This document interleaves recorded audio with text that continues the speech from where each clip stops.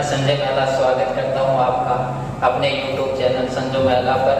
कल हमने कुछ question RTA centre bank Hyderabad के अंदर जो 28 मार्च 2021 को आए थे वो किए थे। आज हम अगला पेपर है वो करते हैं सीएमपी सेंटर बैंगलोर के अंदर जो 28 मार्च 2021 को जो पेपर हुआ था।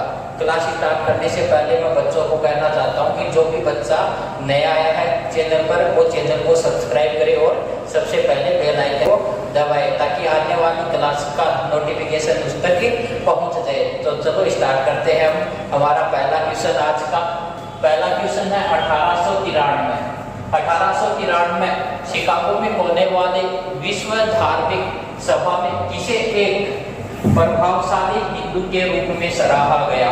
क्वेश्चन आपके सामने है कि 1893 में शिकागो कहां पर है? शिकागो में होने वाले विश्व धर्म सम्मेलन के अंदर किसे एक प्रभावशाली हिंदू के रूप में सराहा गया। तो किसे सराहा गया था? ए के अंदर है गौतम बुद्ध, बी के अंदर है स्वामी दयानंद सरस्वती, सी ऑप्शन में है रविंद्रनाथ टैगोर और डी ऑप्शन के अंदर है आपका स्वामी विवेकानंद। तो गौतम बुद्ध था या महात्मा बुद्ध बौद्ध धर्म का संस्थापक जिसे लाइट ऑफ एशिया के नाम से जाना जाता है। दयानंद सरस्वती जिसने आर्य समाज की स्थापना की, और वेदों की ओर लौटों का नारा दिया। रविंद्रनाथ टैगोर जिसने भारत के राष्ट्रीय गान को लिखा, अर्थात भारत के राष्ट्रीय गान का रचयिता कौन है? रविंद्रनाथ टैगोर। और रविंद्रनाथ टैगोर ने भारत के राष्ट्रीय गान के साथ ही बांग्लादेश का राष्ट्रीय गान भी लिखा। डी ऑप्शन में है स्वामी विवेकानंद। तो इस क्वेश्चन का सही ऑप्शन आपका क्या होगा? दयानंद स्वामी विवेकानंद। कौन होगा? स्वामी विवेकानंद, जिन्होंने 1893 शिकागो में होने वाले धर्म सम्मेलन के अंदर भारत की ओर से भाग लिया था। उसके बाद दूसरा आपका क्वेश्चन है वो है आर्द्रता को पूरे तौर पर ग्रहण करने के बाद हवा क्या कहलाती है। क्वेश्चन आपका फिर से देख लेना, आर्द्रता को पूरे तौर पर ग्रहण करने के बाद हवा क्या कहलाती है। तो हवा ए के अंदर आपका विशिष्ट आर्द्रता, बी के अंदर है भरी हुई हवा, सी ऑप्शन में आपके सामने है सापेक्षिक आर्द्रता, डी ऑप्शन में है शुद्ध आर्द्रता। तो आपका आंसर क्या होगा? सापेक्षिक आर्द्रता। याद रखना, आर्द्रता को पूरे तौर पर ग्रहण करने के बाद हवा क्या कहलाती है? तो सापेक्षिक आर्द्रता कहलाती है। उसके बाद आपका अगला क्वेश्चन है धौलाधर पर्वत माला की प्रमुख जनजाति का नाम बताओ। पहली बात तो धौलाधर पर्वत है वो है कहां पर? तो हिमाचल प्रदेश के अंदर। हिमाचल प्रदेश के अंदर जो जनजाति पाई जाती है वो आपकी कौन सी है? गुद्दी जनजाति। कौन सी जनजाति है? गुद्दी जनजाति। अब वो जनजाति है ये आपकी कहां पर पाई जाती है? सिक्किम के अंदर पाई जाती है। ये आपकी कहां पर? सिक्किम में। लेप्चा जनजाति है ये लेप्चा जनजाति आपकी तिब्बत व पश्चिमी बंगाल के अंदर पाई जाती है। कहां पर? तिब्बत व पश्चिमी बंगाल की ये क्या है? जनजाति है। तो याद रखना धौलाधर पर्वत माला जो कहां पर है? हिमाचल प्रदेश में। वहां की प्रमुख जनजाति खास गुद्दी, अबोर व लेप्चा में कौन सी जनजाति है? तो याद रखना कौन सी जनजाति है? गुद्दी जनजाति है। उसके बाद अगला क्वेश्चन आपका है विंग्स ऑफ फायर पुस्तक के लेखक कौन है? फिर से देखना क्वेश्चन क्या है? विंग्स ऑफ फायर पुस्तक के लेखक कौन है? ऑप्शन में आपके सामने एपीजे अब्दुल कलाम आजाद, मैथिली शरण गुप्त, जवाहरलाल नेहरू, मुगल राजा आनंद। तो आपका सही आंसर क्या होगा? एपीजे अब्दुल कलाम आजाद, जिसको भारत का क्या कहा जाता है? Missile man. जिसे क्या कहा जाता है? भारत का मिसाइल मैन के नाम से भी जाना जाता है। मैथिली शरण गुप्त है, इसने पुस्तक लिखी थी भारत भारती पुस्तक के लेखक कौन है? तो याद रखना मैथिली शरण गुप्त। भारत की खोज ये पुस्तक किसने लिखी थी? जवाहरलाल नेहरू ने, जो भारत के पहले क्या थे? प्रधानमंत्री थे और भारत के सर्वाधिक समय तक प्रधानमंत्री पद पर भी कौन रहे हैं? पंडित जवाहरलाल नेहरू। अगला हमारा क्वेश्चन है वो है भारत में काली मिर्च का सबसे बड़ा उत्पादक राज्य कौन सा है? तो भारत में काली मिर्च का सबसे बड़ा उत्पादक राज्य है वो आपका कौन सा है? केरल। कौन सा राज्य भारत में सर्वाधिक काली मिर्च का उत्पादन करता है? तो याद रखना कौन सा राज्य करता है? केरल करता है। उसके बाद कर्नाटक है। याद रखना कर्नाटक के अंदर भारत में सबसे ज्यादा क्या होती है? कॉफी। यदि पूछे भारत में कॉफी का सर्वाधिक उत्पादन कौन सा राज्य करता है? तो कौन सा राज्य करता है? कर्नाटक राज्य करता है। विश्व में कॉफी है उसका सबसे ज्यादा उत्पादन कौन सा देश करता है? तो ब्राजील करता है। और ब्राजील में कॉफी के जो बाग होते हैं उनको फजेटा कहा जाता है। क्या कहा जाता है? एजेंडा। उसके बाद प्रदीप कुमार बनर्जी का संबंध किस खेल से है? तो प्रदीप कुमार बनर्जी का खेल ए ऑप्शन में है हॉकी, बी में बेसबॉल, सी में फुटबॉल और डी के अंदर टेबल टेनिस। तो प्रदीप कुमार बनर्जी है वो याद रखना, उनका संबंध किस खेल से था? फुटबॉल से। किस खेल से था?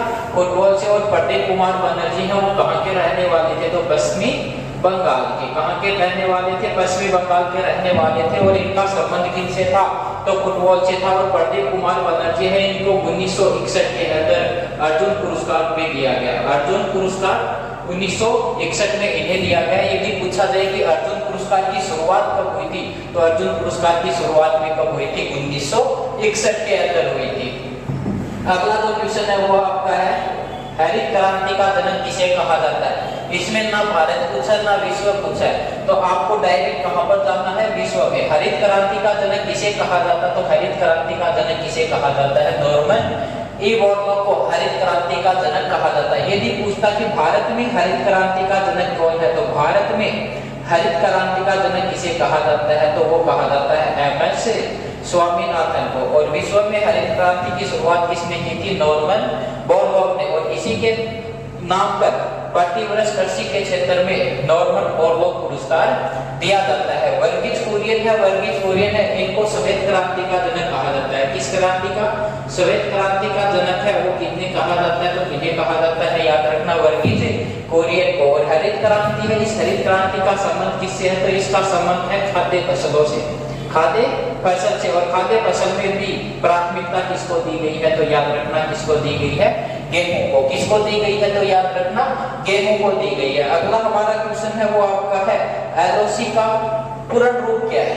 एलओसी का पूर्ण रूप क्या है? तो याद रखना ए में line of actual control, B में लोकेशन ऑफ कंट्रोल, सी के अंदर लाइन ऑफ कंट्रोल, डी में है लाइन ऑफ कमांड। तो इसका सही आंसर क्या होगा? Line of control. एलओसी का पूर्ण रूप क्या है? तो एलओसी का पूर्ण रूप क्या है? Line of control. उसके बाद अगला क्वेश्चन है टोडा जनजाति के लोग कहाँ पाए जाते हैं? तो टोडा जनजाति है वो लुप्त होती जनजाति है। और इस टोडा जनजाति के लोग है वो भारत में कहाँ पर पाए जाते हैं? तो याद रखना तमिलनाडु के अंदर। कहाँ पर पाए जाते हैं?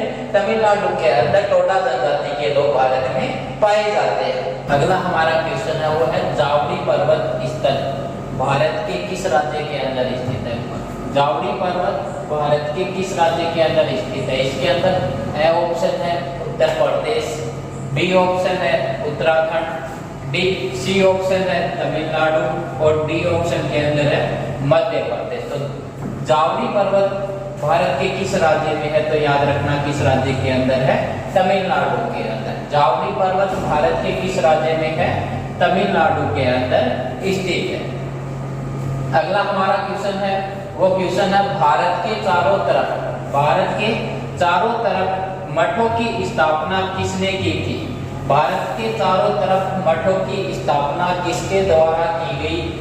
ए ऑप्शन में है माधवाचार्य, बी ऑप्शन में है भास्कराचार्य, सी ऑप्शन में शंकराचार्य, डी ऑप्शन में है रामानुजाचार्य। तो भारत के चारों तरफ मठों की स्थापना किसने की थी? शंकराचार्य।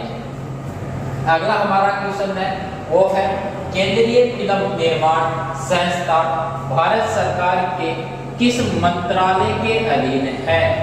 ए ऑप्शन में खेल मंत्रालय, बी ऑप्शन पर्यटन एवं सांस्कृतिक मंत्रालय, सी ऑप्शन मानव विकास संसाधन मंत्रालय, डी सूचना एवं प्रसारण मंत्रालय। तो भारतीय फिल्म निर्माण संस्था है वो सूचना एवं प्रसारण मंत्रालय के अधीन है, जिसकी स्थापना 1952 के अंदर हुई थी। और सूचना एवं प्रसारण मंत्रालय है उसका हेडक्वार्टर है वो कहां पर है? तो याद रखना मुंबई के अंदर। अगला क्वेश्चन है वो क्वेश्चन है दिलवाड़ा के मंदिर किस धर्म से संबंधित हैं? हिंदू एवं जैन व बौद्ध। तो दिलवाड़ा के जो मंदिर है वो स्थित तो है राजस्थान के माउंट आबू में। कहां पर स्थित है? राजस्थान के माउंट आबू में। और दिलवाड़ा के जैन मंदिर किस धर्म से संबंधित है? तो किस धर्म से संबंधित है? जैन धर्म से संबंधित है।